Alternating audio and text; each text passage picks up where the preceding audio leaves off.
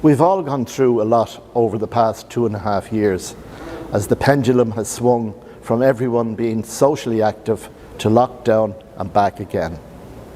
The time has taught us some important lessons, though not least the importance of community, of social interaction, meeting with friends, colleagues, and indeed strangers.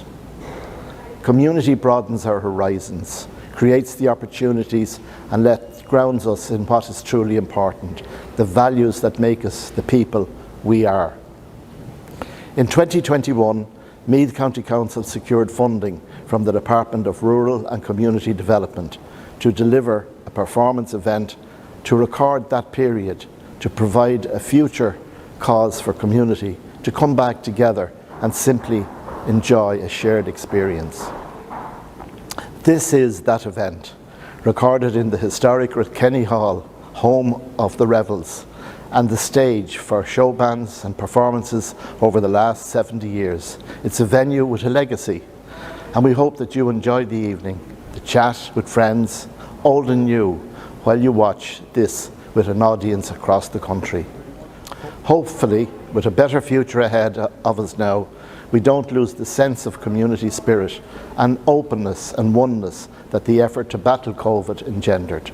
So I'll wish you a good evening and hand you over to Joe. Hello, we're here at the iconic Rathkenny Community Centre, home of the infamous Rathkenny Revels and one of the rural broadband connection points. And we're here to talk about connection after a period when so many of us have had to stay apart. I'm talking to community worker Emily Duffy and manager of the Meath GAA team, Andy McEntee. So you both work in the community. What's it been like for the last 18 months or so? Well, it's definitely been different. It's been challenging in a lot of ways. But I think, you know, when you look back on it, it's shown the community's ability to show a bit of resilience, excuse me, for them to be a little bit innovative and come together. And I think it's shown really the strength of the communities in a lot of ways. And what about for you, Emily? Yeah, I think it's been a real paradox in some ways. So in one way, like the internet and the ability of people to connect has grown. And I actually think that there's been connections made that never would have been made before the pandemic that I think are really, really interesting. Like somebody in Donegal connecting with somebody down in Cork, and that being us kind of expanding our community a little bit. And then at the same time, it's been really rough not having that kind of, you know, as a community worker, you know, you set up a group and you have chairs in a circle and you make the tea and you sit around, and then not having those kind of like water cooler moments or the cups of tea and things like that have been tougher. So it's been hard to adapt, but we've really, where I work at Uplift, we're kind of a campaigning community. We've tried to, as much as possible, find ways to get people to connect, because we're like, that's where our strength, and that I think what people were craving, especially in the very early days and the middle days. So yeah, it's been a time of opposites in a strange way, that there's been more connection and also less connection. So yeah, and people have had to innovate. And for you, how have people innovated training wise? Well, I suppose the idea of having Zoom meetings had never crossed my mind for forever, probably. You know, I'd never even heard of Zoom, I suppose, up until a couple of years ago. But, you know, trying to get guys together and trying to talk about, you know, tactics and making sure guys have their own targets to meet on the training field. So there's a huge element of trust, I suppose, and maybe mistrust in other teams, because, you know, what are they doing that we're not doing? And I mean, there's been a lot of publicity about the likes of that. So that was one of the big challenges. And I suppose the longer it went on, the more guys craved for getting out and meeting each other. I'd imagine people, you know, experience that everywhere, because it's all very fine having a Zoom meeting once a week or twice a week, but you do get a little bit tired of that. So it shows, I suppose, the need to meet people, to get out and meet people. Like, we wouldn't be doing anything mad, but everybody was just, we missed each other. I suppose that's probably the simplest way of putting it. You missed the fun of you talking about, you know, the water cooler moments. You know, the crack of a dressing room is very hard to replicate via Zoom. Yeah. And like, Emily, do you think people now appreciate places like this more, where people just come to meet? Absolutely. And actually, we were talking about this a little bit earlier about I think how things have become very local again, and the importance of the community hall and the importance of the local drama group or the GAA group has become so much more important in people's lives. And like I was even saying myself, like I live in Rialto, and before the pandemic, if I was going into town, I'd hop on the Lewis or go into town. But Rialto became like my lifeblood, like I knew that Davy in the shop, I knew like the coffee person who made my coffee. We got way closer, and I think that if there's anything that sticks around after this that I think would be of immense value, is that idea that we look after each other in our local communities, that we want our local communities to flourish. Like, we don't want the local shop to close down, we don't want the community hall to go, we want to keep these things in our communities. And I think that's the one of the beautiful benefits of this, is that it actually has strengthened that local bond, as well as connecting people all across the world via the internet, that kind of way. So it's been a strange time. Yeah, Andy, you think that are there positive points from the lockdown as well for you? Oh, I think so. I mean, there's been loads of occasions where, and you're reading about it all the time, where your local GAA club has got out and delivering groceries to elderly people who can't get out. I was involved. A few of the guys in our team was delivering food to hospitals for the lady that cooks for the team. She decided when we weren't meeting and she wasn't looking after the team, she decided she'd dedicate her time to feeding the heroes in the hospital. And myself and my family and members of the team drove vans around to various hospitals around Dublin, around Navan. And again, it has brought out, in a lot of ways, I think it's brought the best out in people. Yeah. I think people are appreciating the countryside a bit more. Absolutely. I remember the first time I got out of Dublin last. Oh God, when we were allowed out, and I was like, the fields, it's amazing. When you've just been in the same 2 kilometre radius of Dublin 8 for a certain amount of time. But I think a lot of people are now starting to think about maybe moving to the countryside and starting new local communities and things like that, which I think is only a good thing. I think the environment has actually benefited from less traffic. Yeah. I was driving down the country the other day, and the amount of bugs and moths that were hitting my windscreen, I'm done. They're back. They're back, Yeah. Well, I think that's it as well. And like, it's definitely not having to commute, not as many cars on the roads. And also what we found during the pandemic is that when people were at home, they were starting to pay more attention to their local areas. So like, we did a big run a couple of months ago where we sent out wildflower seeds to people all over the country. And people were delighted at the thought of planting their garden, planting wildflower seeds to feed the bees. And there was people who were trying to get the council to spray less Roundup or whatever, and they were connecting with people who were doing the wildflower seeds. And now you see all this lovely rewilding everywhere in councils across the country and things like that. So I think it's made people pay a little bit more attention actually to what's going on right in front of them, which is also a good thing, I think. Yeah, it's brilliant. Yeah. Andy, I think I heard one of your lads was paying a farmer to train on his land. I don't know if he was paying him, but I mean, look at it. I mean, again, we had to kind of be innovative, and you weren't allowed to travel outside your zone. So I mean, we asked guys to, speak to your neighbour and say, can I use that field? So we did when we were allowed to get together, we trained on the Hill of Tara. A lot of guys who lived beside it trained on the Hill of Tara, and Sean Boylan would have always said there's something spiritual about the Hill of Tara. So and there's the amount of young people out running around the hill, amount of older people just out for a walk. So I think what you're saying is right. People appreciated the countryside and what's around them a lot more. And we're very lucky in County Meath to have all that greenness that you talk about. It really is a spectacular county, and people are probably appreciating the beauty of the local environment more than before. And what are you looking forward to now about opening up? I think actually what I've kind of gotten what I wanted out of opening up. Like, I don't feel like I needed things to open up a whole lot more now. I'm like, I wanted to see my family. That was it as well. As like I actually not missing the foreign holiday and this and that. I wanted to just spend time with family. I wanted to be able to connect with communities again. I was able to go down to like a community fun day a couple of weeks ago. So yeah, that's it.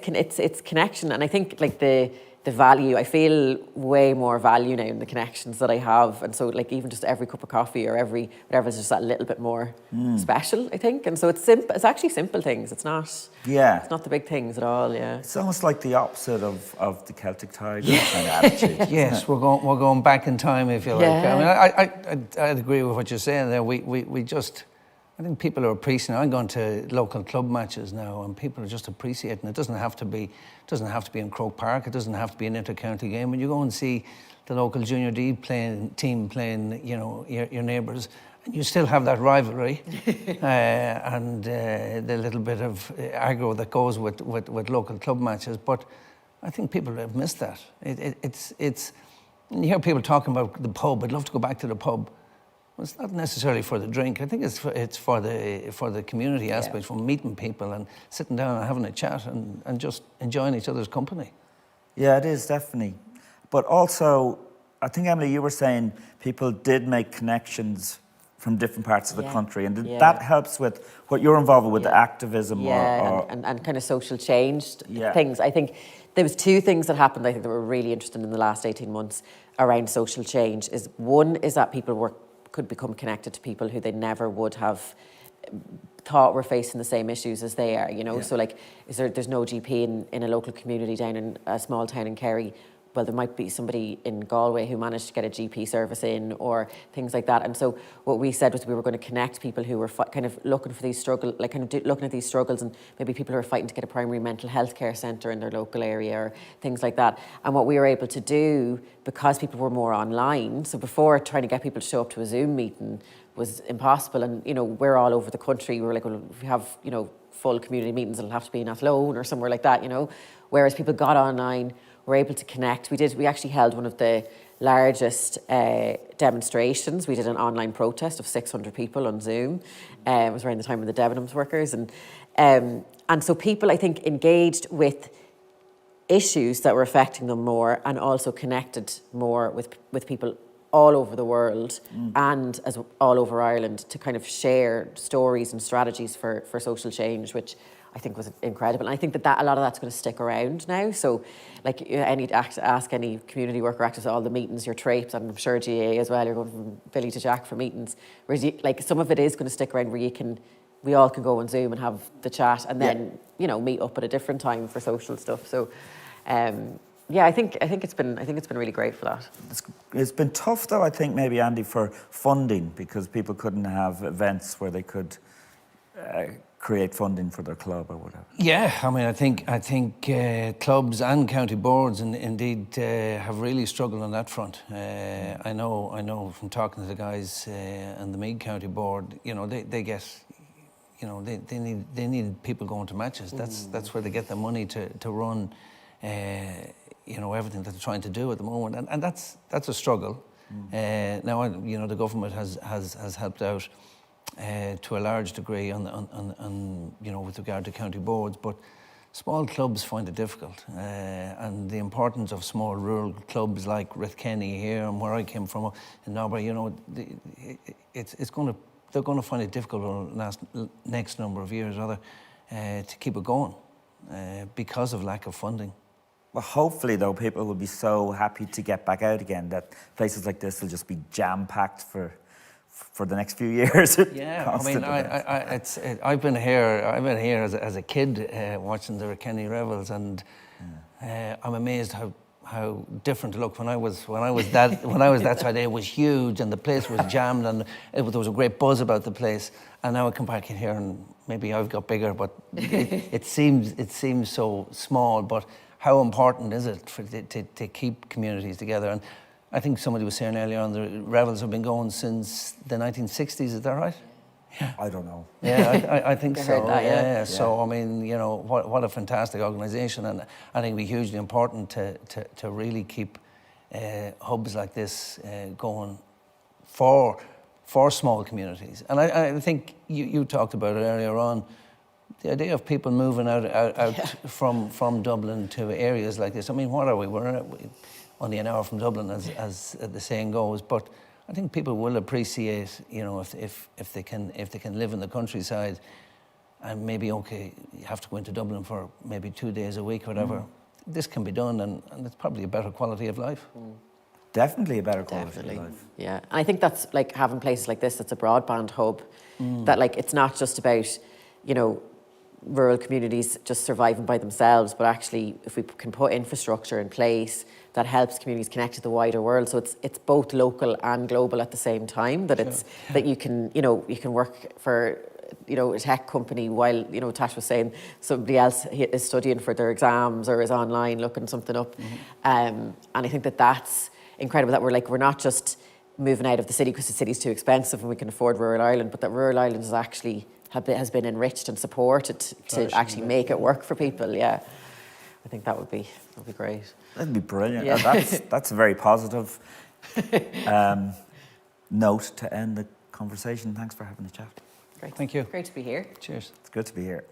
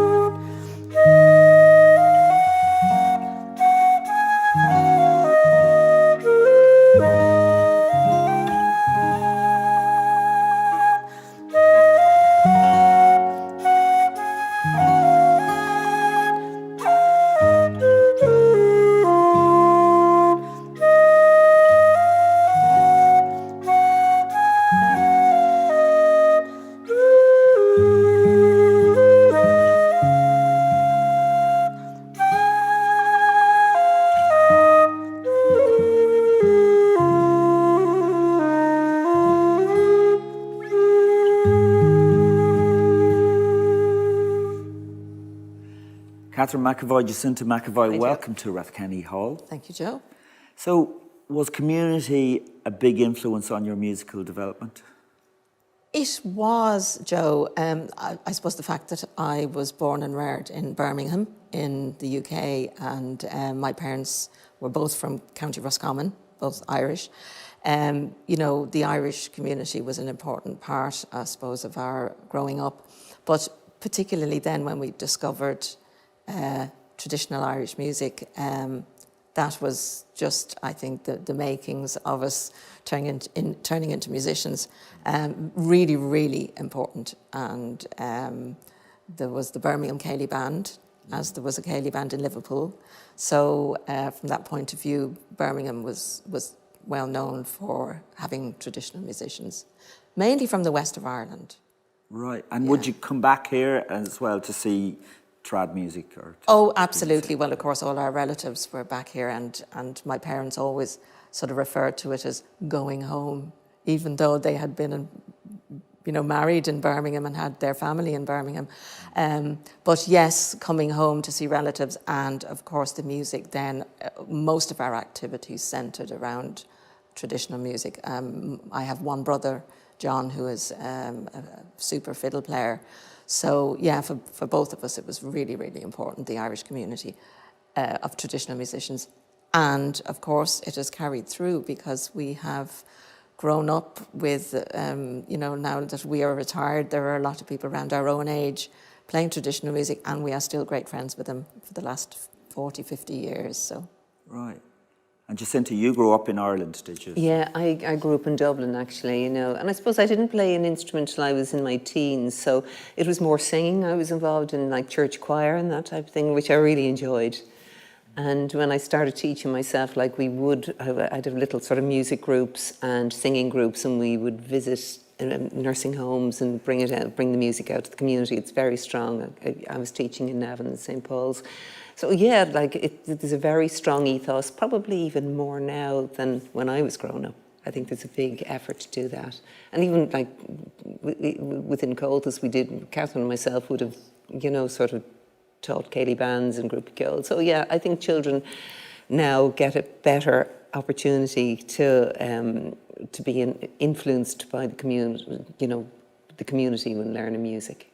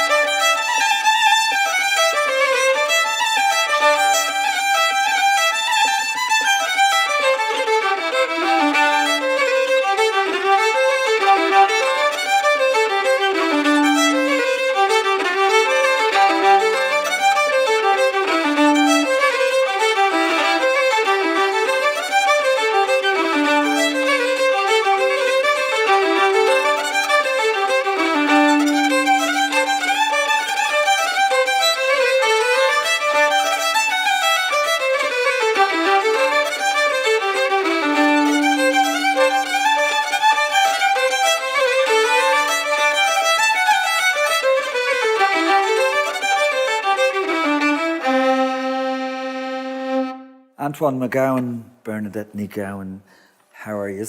Good. It's good to be here in the hall, isn't it? It's good to be here in the hall again, indeed. Absolutely, yeah. You've played in halls all over the world. And Well, yeah, it's one of the things about music that you do get opportunities to travel and to play and teach and so on. So, yeah, I'd have played in halls like this all over Ireland. You know, there'd be concerts and sure, I danced in halls like this when I was young. There was Cayley bands playing Cayleys in all these halls.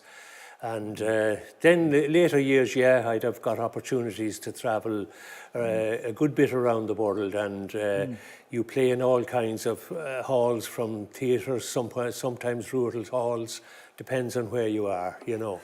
who taught you the fiddle in the first place? Well, I learned at home. I come from County Cavan, and I learned at home from a local fiddle player, and a little bit also from, I was near the local convent school in Granard, and I took some lessons there too.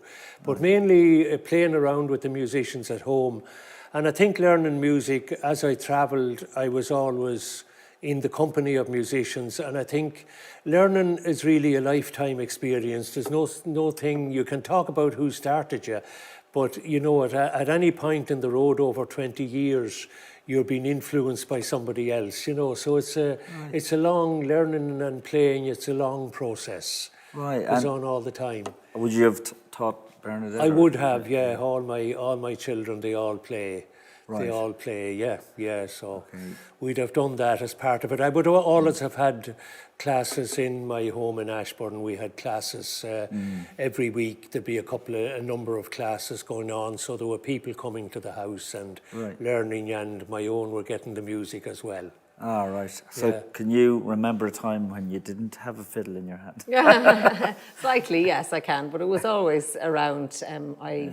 An older brother and sister, so they were kind of on the road before me, but Dad has always loved it, and aside from playing the music, his lifestyle was around that. So our summer holidays, our weekend trips were music events or music bits of festivals or sessions or concerts, flas as they are, or anything. So I was going to all of those, and really it just kind of seeps in as part of your being. You know, it's not that I had a regular class with him and we were on a road to improvement for all of my life, you know, that you start at 7 and you're this good at 10 or anything. It was never that. It was very kind of transient and fluid. It feels like looking back, you know, but it was always constant anyway, because it's great fun and you've great friends and you've opportunities to travel, as we said, and you're progressing all the time. And if you like it then and you're getting a little bit better all the time, you just like it more and you like it more. So then as you go into like your 20s and your 30s, you still bring it with you, even though you're like going to college or getting a job and whatever, you're still bringing your musical development along with you, you know, in that. It's great, yeah. Yeah, well, listen, it was brilliant to have you here, and I hope you enjoyed playing here. Yeah, it's been great. It's been great. We'll play anywhere. Yeah, it's great to be up on a stage anyway. It is. Thanks a lot. Okay, thank you. It's been good. Sunshine on the front lawn, rain out the back. It's just the Irish weather, I suppose. A dusty laurel barely held in check by flecked cobble lock. The glistening dirt in terracotta pots drenched almost black. Starlings at court and gold crests in wet trees. Foxgloved, clovered, hovering honeybees beyond our failing cat. One downturned rose. And out of reach, past the treacherous deck, my overburdened, surrendering shirt. Sunshine on the front lawn, rain out the back. It's just the Irish weather, I suppose. Long case, wall-mounted, spring-driven, electric. Their house was chock-a-block with clocks, all primed, that quarter-hourly cuckooed, clanged, or chimed in maddening near unison. Once they'd struck, their ticking set my mind a whir, reminding me of my mortality. Him it must have soothed, for he ignored the gathering dust on wood in favour of opening, adjusting, and winding. Jewellers eulogised my new Swiss wristwatch, its gold escapement and the tourbillon, beautiful as an astrolabe. I cared only that it run in a sundial silence, with bars instead of numerals round the face, and no frenetic, sweeping second hand. But still, at midnight, when the date box blinks, my bedside locker amplifies the click. The garden was lined with silent birds and strangers in smart uniforms. They nodded their heads in solemn respect as I climbed the steps to the door. I wanted to run, I wanted to scream, I wanted to be back asleep. Back in my dreams where everything seemed so much more rational and real. But I stood and stared like a statue, waiting for the punchline of the joke. Your hair only barely silvered, still smelled of fresh cigarette smoke. Well, a man who leaves a half cup of tea is a man who's not finished his work. And maybe your job was to open our eyes to the wonder and beauty on this earth.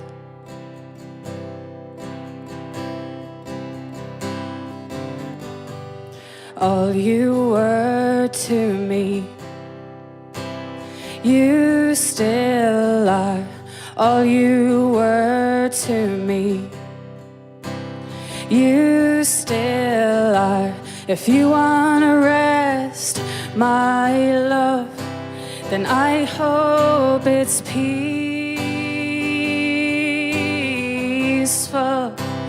It doesn't feel as though you are resting at all, 'cause I can still sense it, your gentle spirit. I can still hear you cheering me on.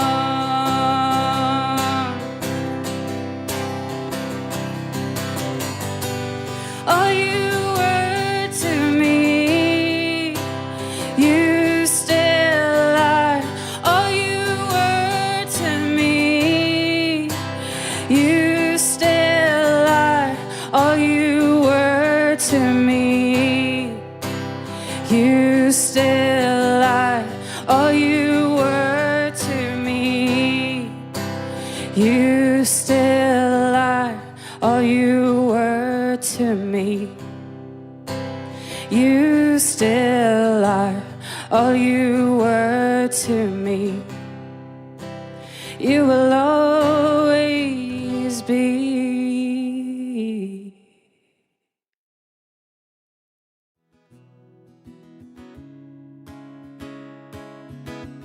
I've never been too good at talking about my feelings or saying what I'm thinking.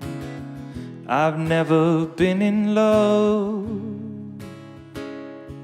with anybody but myself, and I don't know who's me.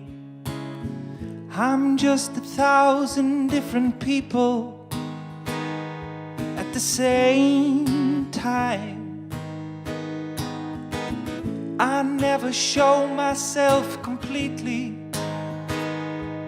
when I can't be defined. 'Cause darling, I'm a tightrope walker, and darling, I'm a tightrope walker.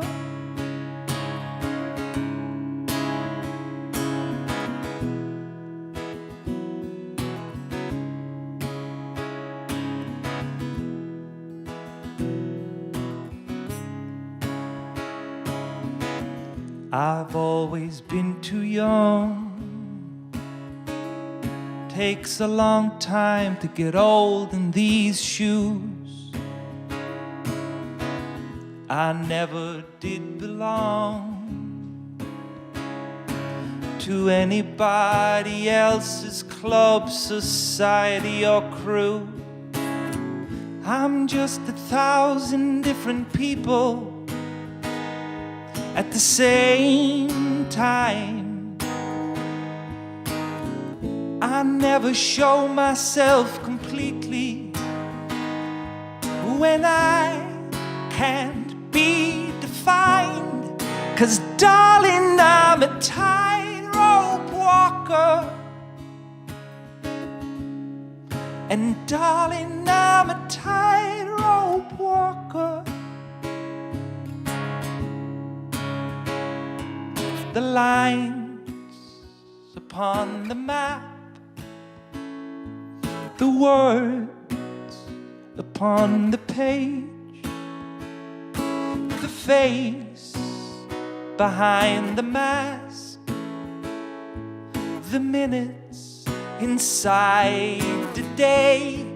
'Cause darling, I'm a tightrope walker. And darling, I'm a tightrope walker. And darling, I'm a tightrope walker. And darling, I'm a tightrope walker.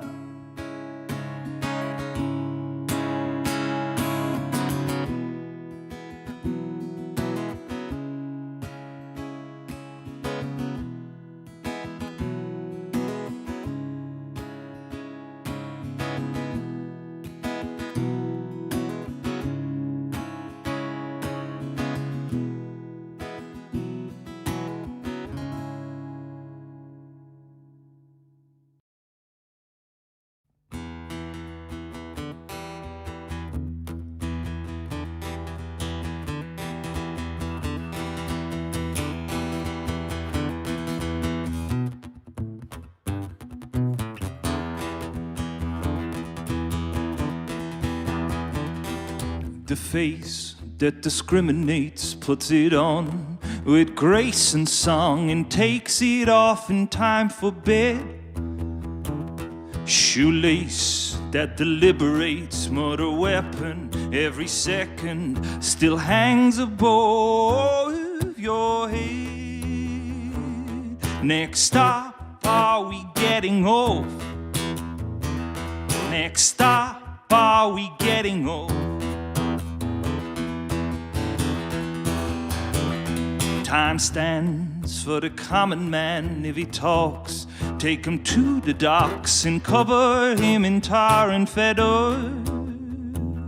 The plan never built to last. It goes heavy, going steady. It gets worse before it gets much better. Next stop, are we getting off? Next stop, are we getting off? Are we getting along? Are we getting along the day we changed? How have you got the cheek? How have you got the cheek after all that we've seen, after all that we've seen, after all that we've been through? All that we've been through, how can you still believe? How can you still believe that this wasn't meant to be? That this wasn't meant to be? After hearing the news, hearing the news, how have you got the cheek? How have you got the cheek after all that we've seen, after all that we've seen, after all that we've been true, all that we've been true.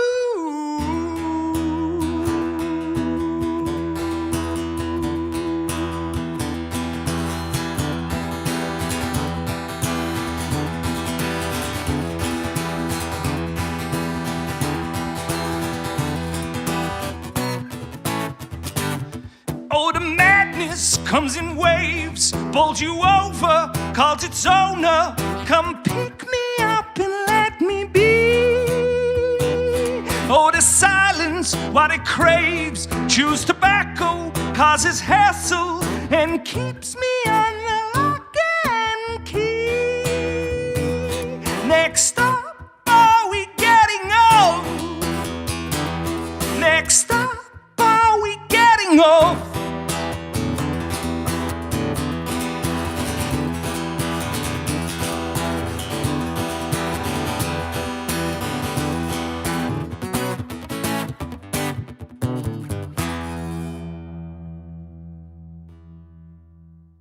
Eyes so blue you could swim in them, black mountainous eyebrows, and bald as a coot. You could almost see your reflection, though he wore it well, unlike some of the poor souls in oncology. And as I was startled at first to see him looming over the hedge, usually it's just the cows that come lumbering down through the fields, but there he was, large as life, and I just throwing the tea bag onto the compost. "Oh, hello," says I. "Hello," he says back. "You gave me a fright." "Nothing." And we both just stood there, mute in the morning sunshine, until he strolled off.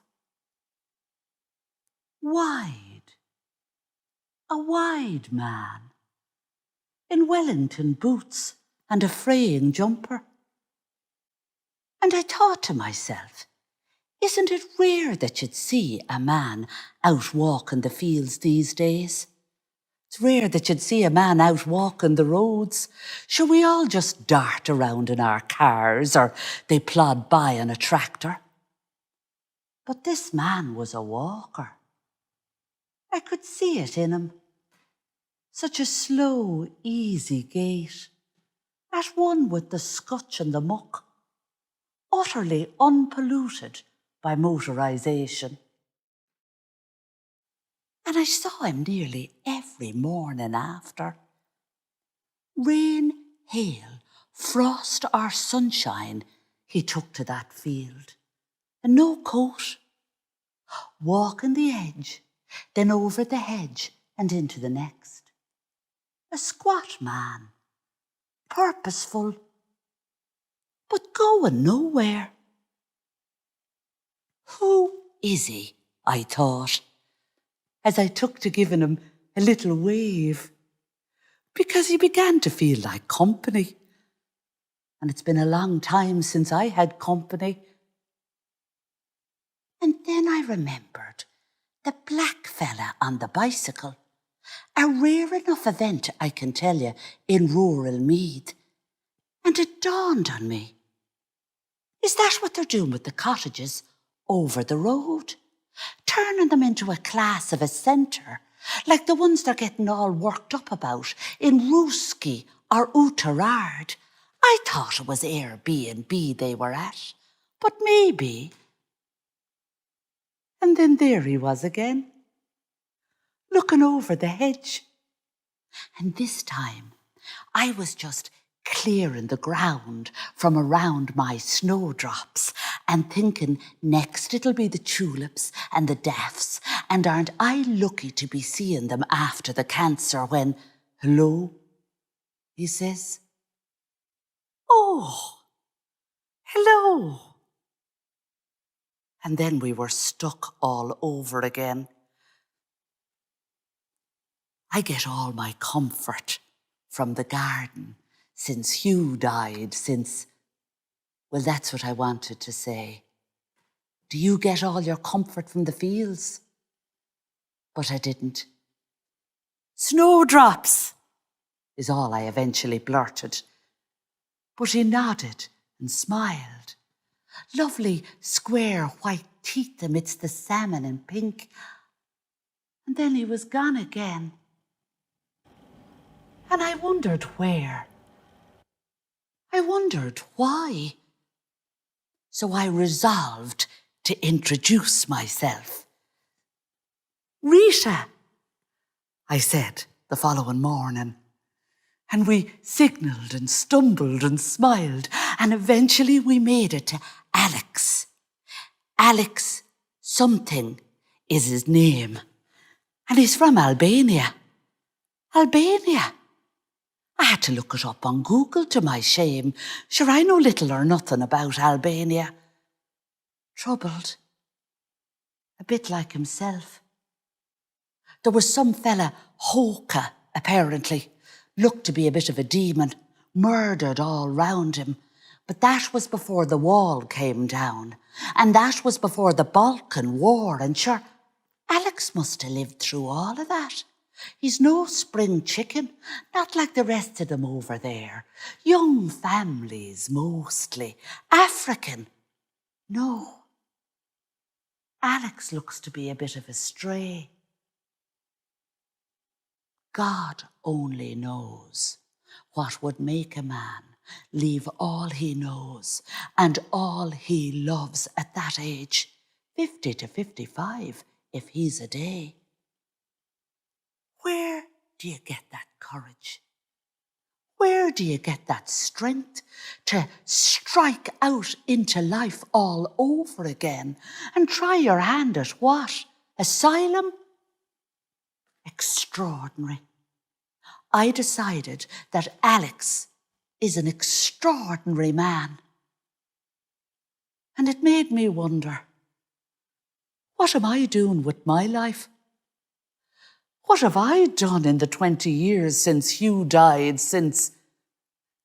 Maybe it's me that should take to the fields, where you can walk back at life, or where you might revel again, where no one can hear you scream, your tears disappear on the breeze.